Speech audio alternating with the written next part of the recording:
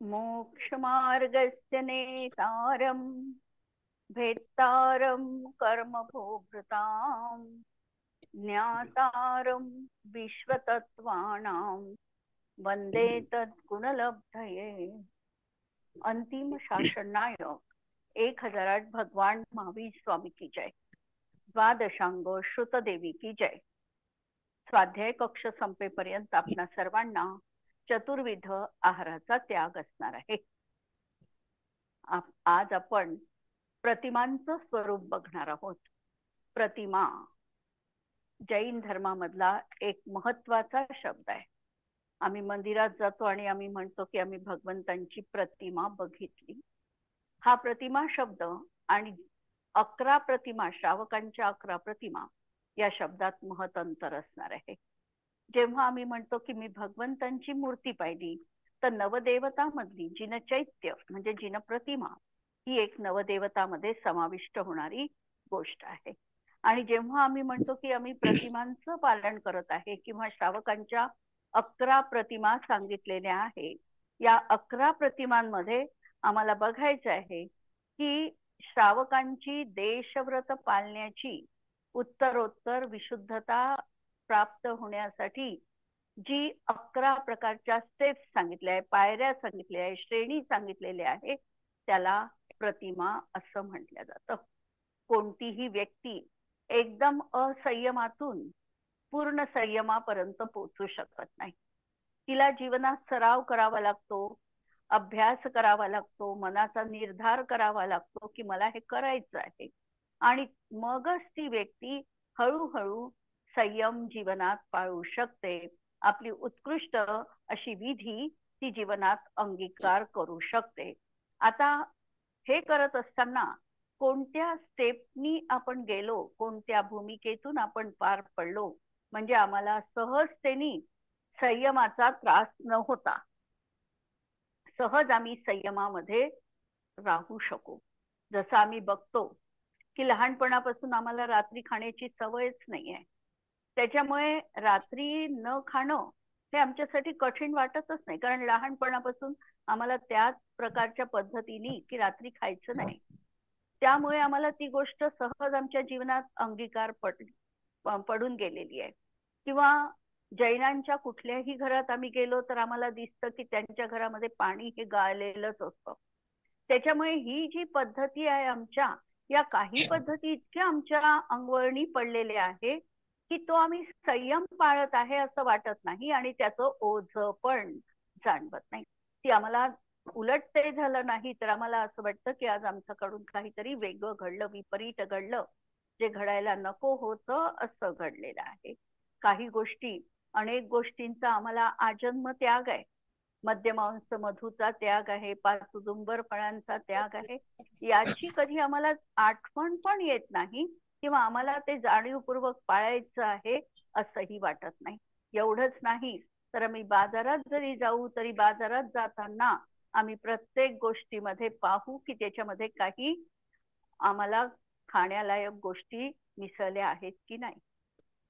तर औषध जरी आम्ही घेऊ तरी औषधही घेताना आमच्या मनाची पूर्ण तयारी असते की ज्या औषधीवर रेडमार्क आहे ती औषध आम्ही घेणार नाही। कितीही आम्हाला उपयुक्त वाटत असली तरीही आम्ही ती औषध घेणार नाही। हे आमच्या अगदी पचनी पडलेली ही बाळघुटी आम्हाला जन्मजात मिळालेली आहे। जरी आम्ही कोणतेही प्रॉडक्ट घरी आणल्यानंतर आम्ही जर त्याच्यावरचे आम्ही पाहिलं याच्यामध्ये काय काय आहे बा कंटेंट, आम्ही लगेचच त्या वस्तू आम्ही त्याग करतो, म्हणजे काही आम्हाला खाण्यायोग्य नसेल तर। त्याच्यामुळे आमचे काही गुण तर मूलभूत गुण आमचे सुरक्षित आहेतच, परंतु आम्हाला जर मोक्ष मार्गावर निर्विघ्नपणे जायचं असेल तर आम्हाला काही गोष्टी अजूनही पाळाव्या लागतात। जसं आम्हाला शिखरजीची समजा वंदना करायची आहे, तर वंदना करायचं असताना आम्हाला काही वेळ म्हणजे काही दिवस पर्यंत सातत्याने पायी फिरण्याची सवय करावी लागते। जर आम्ही 3 किलोमीटर 4 किलोमीटर डेली पायी जात असू तर आम्हाला शिखरजीची वंदना कष्टदायक वाटत नाही, कारण ती गोष्ट आम्हाला रूढीनी आमच्या पचनी पडलेली आहे। तसं या ठिकाणी सांगतात की तू हळूहळू एक एक एक एक पायरी चढत जा. एक एक पायरी चढल्यानंतर त्या ठिकाणी तू पूर्ण त्याला समर्पित वृत्तीने ती गोष्ट पाळण्याचा प्रयत्न कर, आणि पाळल्या गेली तर ती तुझी ती प्रतिमा म्हटल्या जाणार आहे, तुझा तो नियम होणार आहे, आणि तो तुला कष्टदायक वाटत नाही. जोपर्यंत सवय होत नाही तोपर्यंत कष्टदायक आहे.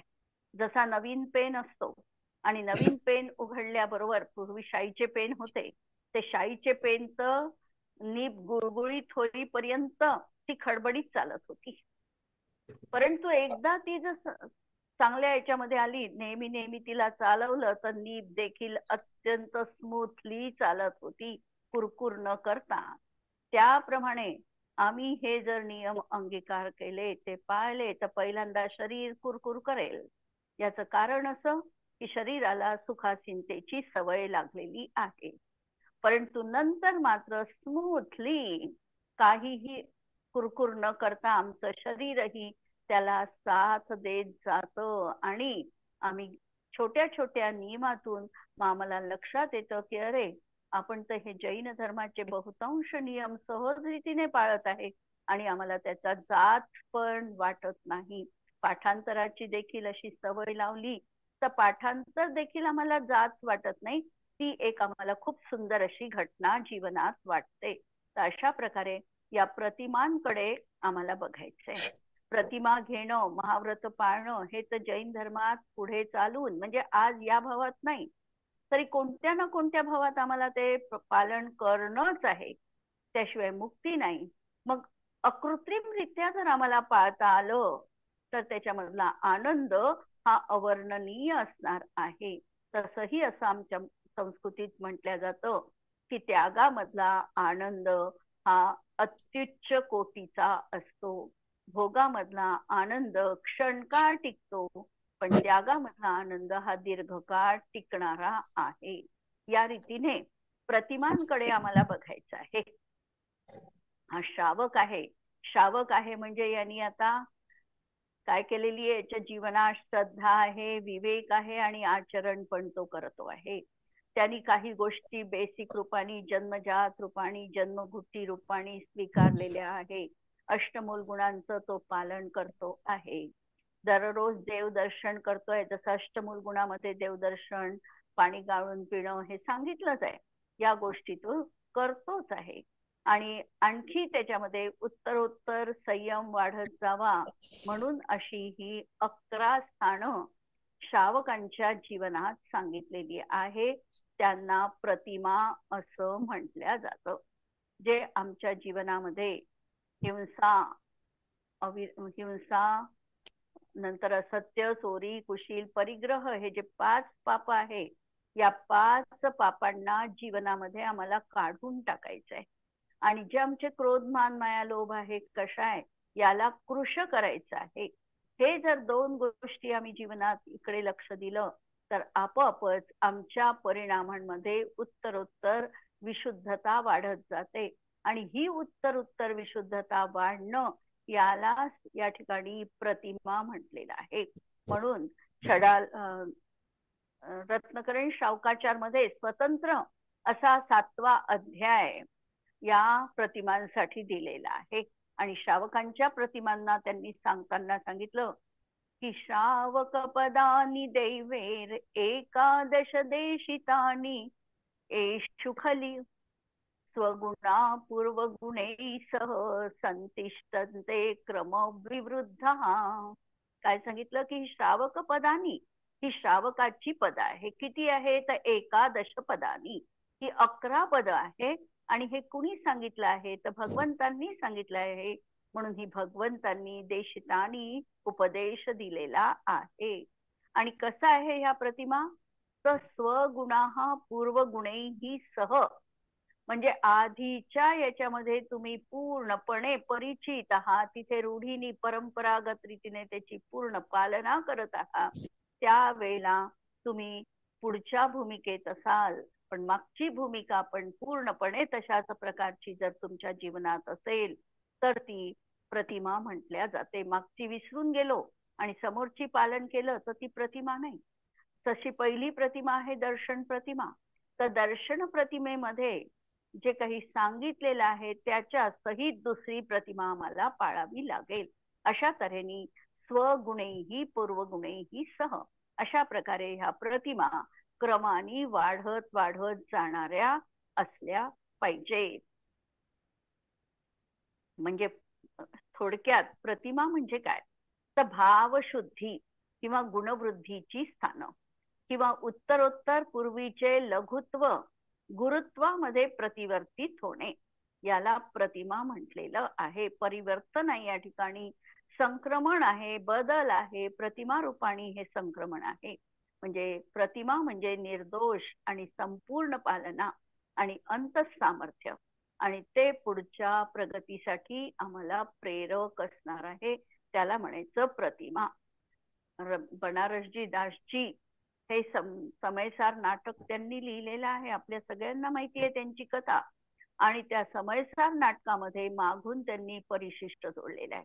समयसार नाटक म्हणजे काय आहे, तर अमृतचंद्र आचार्यांनी जे अध्यात्म अमृत कलश आहे त्यांची जी कलश लिहिलेले आहे, या कलशावर त्यांनी त्यांच्या हिंदी भाषेमध्ये बनारसजी दासजींनी सुंदर असे दोहे रचलेले आहे. दोहे म्हणा, सवय्या म्हणा, एकतिसया म्हणा, अशा प्रकारचे रचलेले आहे. आणि त्यामध्ये त्यांचा अमृतचंद्र आचार्यांचा भाव अतिशय स्पष्ट रीतीने त्यांनी विशद केलेला आहे. त्या समयसार नाटकामध्ये त्यांनी परिशिष्ट रूपाने 11 प्रतिमांचं स्वरूप देखील सामान्य लोकांसाठी सांगितलेलं आहे. ते असं म्हणतात की संयम अंश जग्यो जहा भोग अरुची परिणाम. ज्या ठिकाणी संयमाचा अंश जागृत होतो, नाही जीवनात मला काही ना काही नियमबद्ध व्हायला पाहिजे, हा प्रकारचा संयम भाव जेव्हा जीवनात जागृत होतो आणि भोग अरुची परिणाम आणि भोगांविषयी अरुची भाव निर्माण होतो, उदय प्रतिमा को भयो, त्या ठिकाणी प्रतिमा निर्माण होते. प्रतिमा निर्माण होते म्हणजे भाव विशुद्धी आमची तयार होते आणि त्यालाच प्रतिमा ताको नाम अशा प्रकारचं म्हटलेलं आहे. म्हणजे श्रावकांची अंतरंग दशा आणि बहिरंग दशा. अंतरंग दशा असणार आहे ज्ञानधारा, शुभाशुभ भाव, आणि बहिरंग दशा असणार आहे तो पाड्याविषयीचा जीवाचा उत्कट असा परिणाम. ठीक आहे, प्रतिमांबद्दल लक्षात आलेलं आहे. आता या प्रतिमा, पहिली प्रतिमा आहे दर्शन प्रतिमा. काय आहे दर्शन प्रतिमेचं स्वरूप? दर्शन दर्शन देव प्रतिमा देवगुरु शास्त्रावर प्रगाढ देवगुरु शास्त्रांवर प्रगाढ श्रद्धा हा, असणे. देवगुरु शास्त्रावर प्रगाढ श्रद्धा असणे म्हणजे जीवनामध्ये सम्यक्त्व प्राप्त होणं पहिल्यांदाच. दर्शन प्रतिमा आम्ही व्यवहाराने भलाई म्हणू की दररोज मंदिरात जाऊन देव प्रतिमेचं दर्शन घेणं ही दर्शन प्रतिमा ही सामान्य व्याख्या झाली. या ठिकाणी आम्हाला निश्चय नयानी आणि व्यवहार नयानी दोनही व्याख्या बघायच्या. जेव्हा आम्ही म्हणतो दर्शन प्रतिमा जीवनात आहे, फक्त मंदिरात जाऊन 2 वेळा दर्शन घेणं म्हणजे दर्शन प्रतिमा नाही. पहिल्यांदा तर दर्शन म्हणजे आमच्या जीवनामध्ये आम्हाला सम्यक दर्शनाची निरतिचार पालना व्हायला पाहिजे. सम्यक दर्शनाचे 5 अतिचार सांगितले आहे: शंका, कांक्षा, विचिकित्सा, अन्य दृष्टी, प्रशंसा, संस्तवा, सम्यक दृष्टे रतिचारा. हे अतिचार टाळून आम्हाला सम्यक दर्शन 8 अंगांनी सहित, अजून 8 मदांनी रहित, 3 मूढतांनी रहित, अशा प्रकारचं सम्यक दर्शन जीवनात पाळायचं आहे. कसं की इदम एव आणि ईदृशम एव तत्वम न अन्यथा. जिनेंद्र भगवंतांनी जे सांगितलेलं आहे ते मला प्रमाण आहे, तत्व अन्यथा असू शकत नाही. अशा प्रकारची अकंप श्रद्धा. कशा प्रकारे सांगितली श्रद्धा? ती तलवारीच्या धारेप्रमाणे. इत्यकंपाय सांभवत, नाही काय, इदम एव ईदृशमेव तत्वम नान्यन्य चान्त्यथा इत्यकंपाय सांभवत सन्मार्गे संशया रुची. ठिकाणी सन्मार्गे संशया रुची. रुची, हे रुची असणं. रुची म्हणजे श्रद्धा, रुची हा शब्द श्रद्धेसाठी आलेला आहे. तर अशी श्रद्धा की काहीही चलायमान जीवनात झालं तरी चालेल, पण माझ्या सम्यक्त्वाला कुठेही बाधा येता कामा नये, असं हे निरतिचार पालन ज्याच्या जीवनात आहे तो पहिला प्रतिमाधारी म्हटलं जातं. आज आम्ही प्रतिमा म्हटलं की आम्हाला असं वाटतं विहिरीचं पाणी पाहिजे बा, किंवा अजून अशा प्रकारे दररोज मंदिराची उपलब्धता पाहिजे, प्रतिमा पाहिजे, म्हणजे देवदर्शन झालं पाहिजे. हे तर आहे, हे व्यवहाराने आहे, परंतु पहिल्यांदाच आमच्या अंतरंग दशेला आम्हाला बघायला पाहिजे की खरंच माझ्या मनामध्ये मला अशा प्रकारचा भाव आहे का, आणि असेल भाव तर माझी दर्शन प्रतिमा त्या ठिकाणी संपन्न झाली. आता हा जो दर्शन प्रतिमाधारी श्रावक आहे याची बाह्य क्रिया कशी असते, हे तर झालं अंतरंग. अंतरंग तर हे ज्याचं त्याला ज्ञात होऊ शकतं, दुसरं कुणीही त्याला सांगू शकत नाही. मग आता काय सांगायचं, बहिरंग दशा या सम्यक दृष्टी जीवाची कशी असते, तर त्याच्या जीवनामध्ये अष्टमूल गुणांची पालना आहे, सप्तव्यसनांचा तो त्यागी आहे, 8 प्रकारचे अंग सम्यक दर्शनाचे जे सांगितले आहे, निशंकित अंकापासून प्रभावना अंगापर्यंत 8 अंगांचं तो पालन करतो. 3 मूढता त्याच्या जीवनात अजिबात नाही. नंतर 8 प्रकारचे गर्व देखील त्याच्या जीवनात नाही. त्याची भाषा ही अत्यंत कशी राहणार आहे, विनम्रतेची राहणार आहे, बोलणं विनम्रतेचं राहणार आहे. म्हणजे कोणत्याही प्रकारे त्याच्या जीवनामध्ये मत झळकणार नाही अशा प्रकारची त्याची मनोवृत्ती राहणार आहे. आणि 6 अनायतन त्यांच्या जीवनात नाही, म्हणजे कुगुरु, कुदेव, कुशास्त्र आणि यांची पालना करणारे 3 अशा प्रकारच्या 6 अनायतनांपासून तो दूर आहे. आयतन म्हणजे काय, धर्माची स्थानं, आणि अनायतन याचा अर्थ आहे जी धर्माची स्थानं नाही. तर असा हा तो त्यापासून दूर राहणार आहे. शिवाय त्याला अभक्षाचा त्याग असणार आहे. आणखी सांगितलं, संसार, शरीर आणि भोग यापासून तो दूर असणार आहे. संसारामध्ये अत्यंत आसक्त पूर्ण रीतीने त्याचा व्यवहार कधीही असणार नाही. जसं कायोत्सर्गामध्ये मी सांगितलेलं होतं की कायेचा कोणत्याही क्षणी उत्सर्ग करण्याची जी मानसिकता आम्ही बनवतो आहे तो आमचा खरा कायोत्सर्ग आहे. तसं संसारामध्ये आहे, पण संसारामध्ये अत्यंत उदासीन वृत्तीने जो राहतो आहे, की आसक्त नाही आहे कोणत्याही गोष्टीमध्ये, अशी ज्याची निरंतर भावना आहे तो संसारापासून विरत म्हटल्या जातो. नंतर शरीरापासून देखील तो विरत आहे. शरीर हा कसा आहे, कथंचित उपादेय आणि कथंचित हेय आहे. कथंचित उपादेय का, कारण शरीराच्या माध्यमातूनच आम्हाला व्रत संयम पाळता येऊ शकतो, म्हणून कथंचित उपादेय. आणि हेय का, शरीर हेय का, कारण ते माझं स्वरूपच नाही आहे, ते जडरूप आहे. जे जड आहे माझं स्वरूपच नाही, त्याच्यामध्ये ममत्व भाव तो काय, आणि म्हणून त्या ठिकाणी अशा रीतीने तो शरीराचं त्याचं वर्तन आहे. म्हणून शरीर आणि पंचेंद्रियाच्या विषयांपासून देखील जो विरत आहे. पंचेंद्रियाचे विषय भोगताना देखील आसक्तपूर्ण भोगणं हे त्याच्या जीवनात संपलेलं आहे. नंतर पंचपरमेष्ठी ज्याला अत्यंत वंदनीय आहे. नंतर 7 तत्वांवर ज्याची प्रगाढ श्रद्धा आहे. देव गुरु शास्त्रावर ज्याचा अकंप विश्वास आहे, अशी जी व्यक्ती आहे ती कोण आहे, दर्शन प्रतिमाधारी व्यक्ती म्हटल्या जाते. प्रत्येकाने आमच्या मनाचं परीक्षण स्वतः करायचंय. ही आमची अध्यात्माची जी काही पाठशाळा आहे, या पाठशाळेमध्ये परीक्षक कोण, तर परीक्षक आम्ही आमचे स्वतः. पेपर कोण तपासणार, पेपर कोण काढणार, काही गरज नाहीये दुसऱ्याची. माझा पेपर मलाच सोडवायचा आहे, आणि प्रत्येकाचा पेपर वेगळा असणार आहे ना. एकमेकांसारखा एकमेकांचा पेपर राहील का, इथे कॉपी करायचा काही चान्स नाही आहे. तर असा हा जो काही आहे हा प्रतिमाधारी पहिला प्रतिमाधारी म्हटल्या जातो. हा दार्शनिक प्रतिमादारी किती प्रकारचा आहे? तर 3 प्रकारचा सांगितलाय. कोणते 3 प्रकार सांगितलेले आहे माहिती आहे?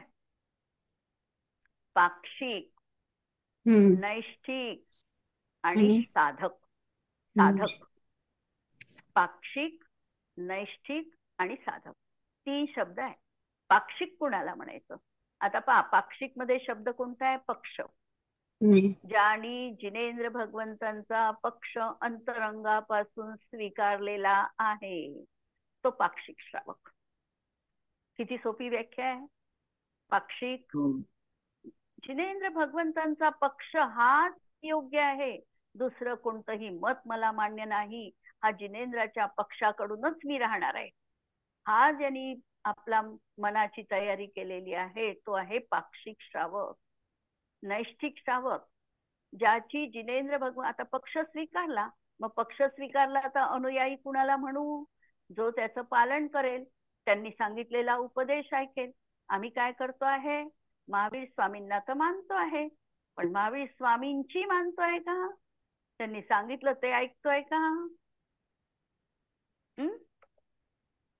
महावीर स्वामींना आम्ही मानतो, त्यांचा पक्ष तर आम्ही स्वीकारला, पण त्यांनी जे सांगितलं तसं वागतो का? वागत असतो तर आम्ही नैष्ठिक. म्हणजे त्यांचं जे काही सांगणं आहे ते जेव्हा निष्ठापूर्वक आम्ही अनुयायी रूपाने स्वीकारतो की अशा प्रकारचं मला जीवनात आचरण करायचं आहे, त्यावेळेला तो झाला नैष्ठिक श्रावक.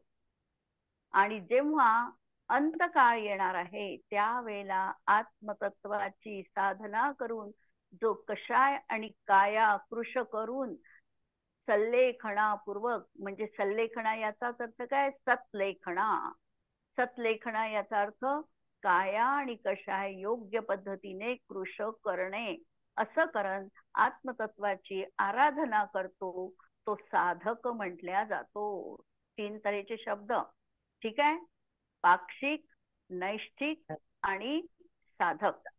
तर नैष्ठिकपणाचा आम्ही अंगीकार करू शकतो, पाक्षिक तर आम्ही आहोतच, आणि साधक आम्हाला बनायची, आम्हाला साधना करायची आहे, हा अभ्यास आम्हाला करायचा आहे, अशा तऱ्हेची आहे ही पहिली दर्शन प्रतिमा.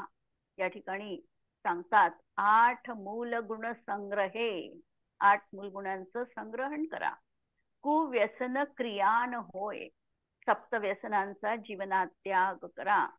दर्शन गुण निर्मल करे, दर्शन गुण निर्मल ठेवा, त्याच्यामध्ये कोणत्याही प्रकारचा अतिचार अनाचार हे येऊ देऊ नका.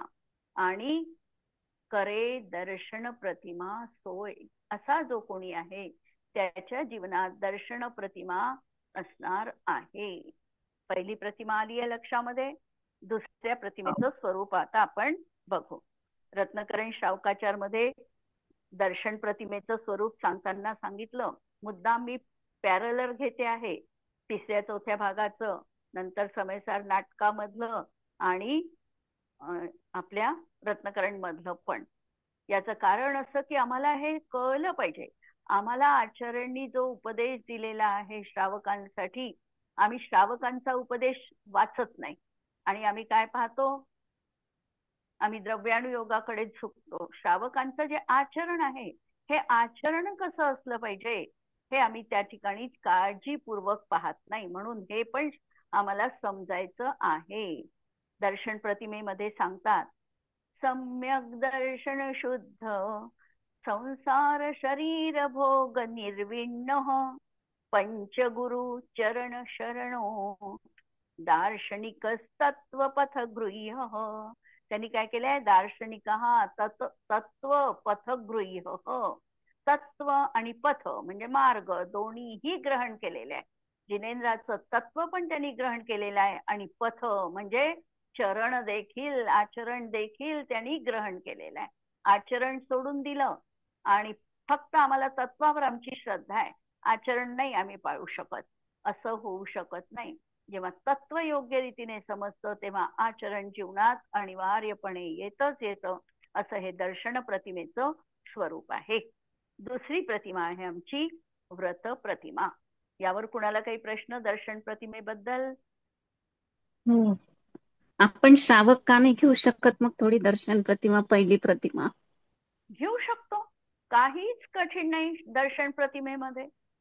हम्म. आम्ही फक्त काय करायला पाहिजे, देव हम्म. गुरु शास्त्र समक्ष माझ्या हम्म. मनाची अंतरंग विशुद्धता आहे, मी निरतिचार सम्यक दर्शनाची पालना करत आहे, हा भाव मला भवभवांतरी आणि या भवापर्यंत तरी राहिलाच पाहिजे. हा मनामध्ये संकल्प ठेवायचा की आमची दर्शन प्रतिमा आहे.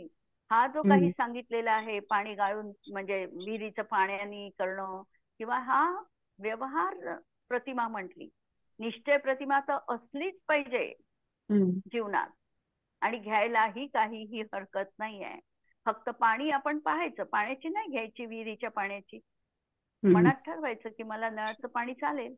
हम्म. पूर्वीच्या काळी कसं होतं, विहिरी हम्म. मुबलक होत्या, पाण्याची सुविधा होती आणि प्रवास कमी होता. हम्म. प्रवास कमी होता, चातुर्मासात तर ते 4 महिने संकल्प होता, कुठे जातच नव्हते.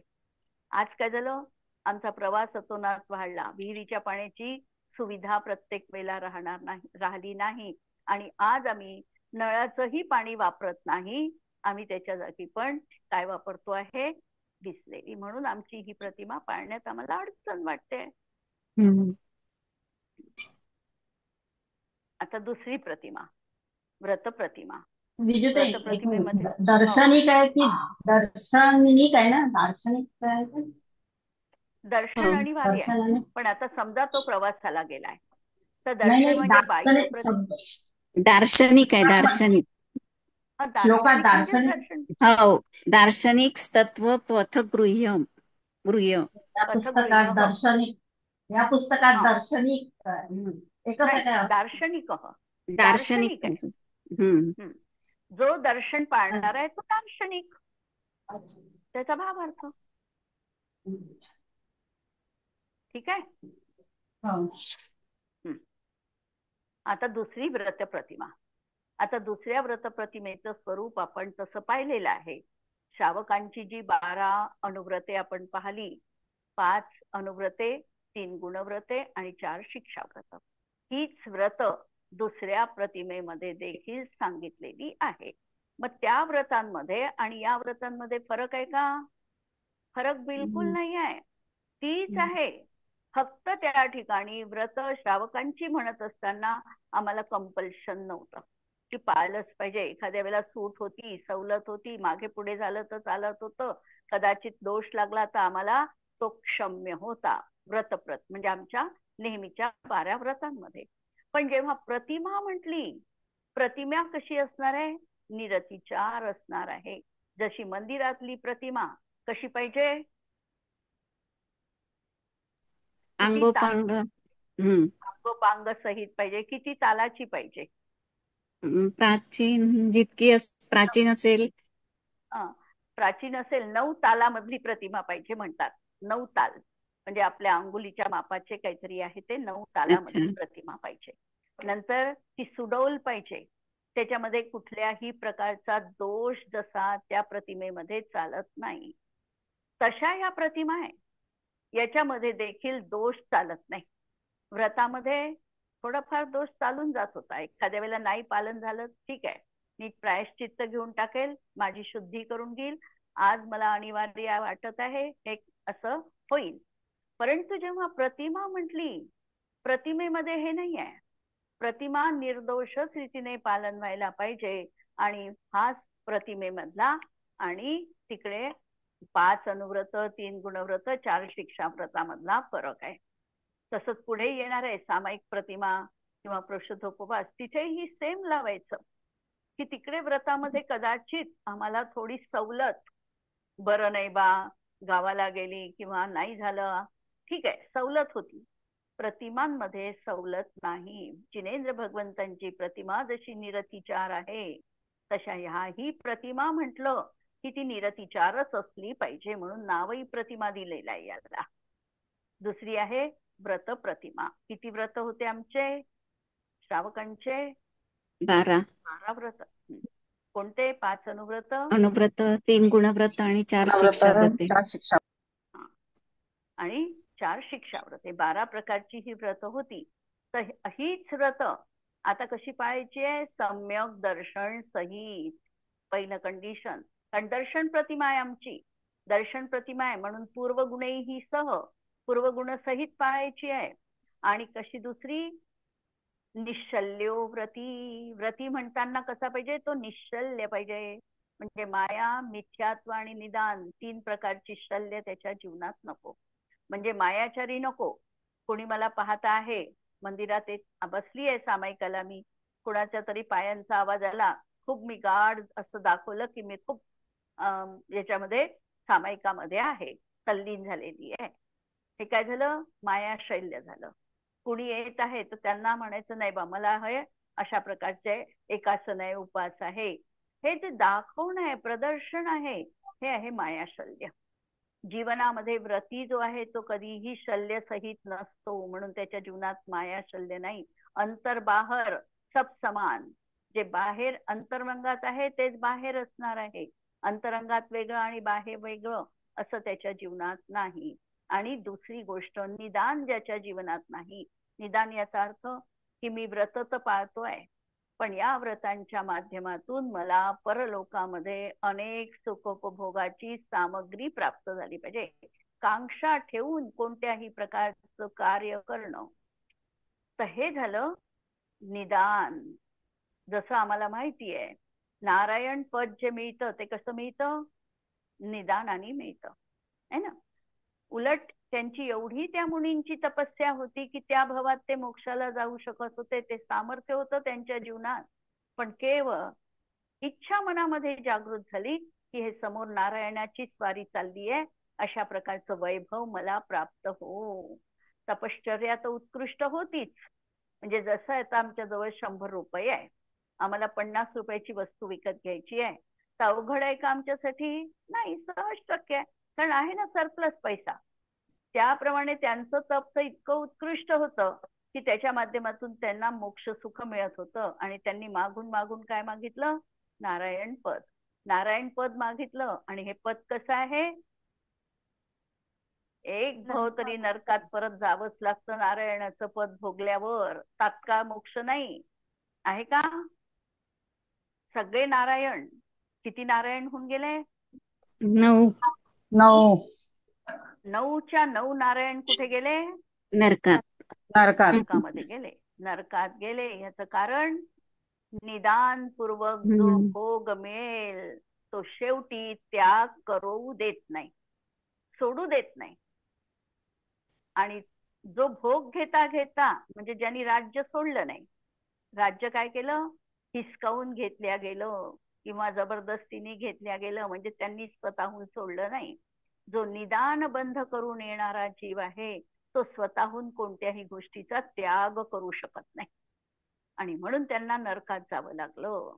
तर अशा प्रकारे या 12 व्रतांचं पालन जीवनामध्ये निरतिचारपणे करणं, ही आहे व्रत प्रतिमा.